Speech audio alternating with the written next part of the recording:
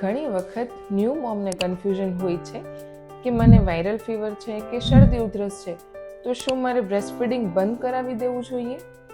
તો the answer is મોટા ભાગના સામાન્ય વાયરલ ઇન્ફેક્શનમાં તમે બ્રેસ્ટ ફીડિંગ કન્ટિન્યુ રાખી શકો છો અને તે ઇમ્પોર્ટન્ટ પણ છે, કારણ કે બ્રેસ્ટ મિલ્કમાં જે એન્ટીબોડીઝ બાળક તરફ પહોંચે છે એ બાળકની ઇમ્યુનિટી બૂસ્ટ કરવામાં પણ હેલ્પ કરે છે. પરંતુ વાયરલ ઇન્ફેક્શન હોય ત્યારે અમુક પ્રિકોશન્સ બ્રેસ્ટ ફીડિંગ કરાવતી વખતે લેવા જરૂરી છે, જેમ કે શરદી ઉધરસ જેવું ફીલ થતું હોય ત્યારે માસ્ક પહેરી રાખો, પ્રોપરલી બાળકને કેરી કરતા પહેલાં હેન્ડ સેનિટાઈઝ કરવા ખૂબ ઇમ્પોર્ટન્ટ છે અને કફિંગ સ્નેઝિંગ વખતે પણ હાઇજીન મેન્ટેન રાખવું ખૂબ જ ઇમ્પોર્ટન્ટ છે.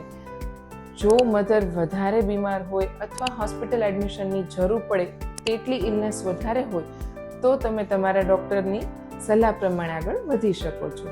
તેથી દરેક વાયરલ ફીવર એટલે બ્રેસ્ટ ફીડિંગ સ્ટોપ કરી દેવું એ માન્યતા ખોટી છે. પરંતુ આ ગાળા દરમિયાન પૂરતો આરામ કરવો પણ મધર માટે એટલો જ ઇમ્પોર્ટન્ટ છે અને પ્રોપર ફ્લુઇડ ઇન્ટેક મેન્ટેન રહે તે પણ ખૂબ જ જરૂરી છે.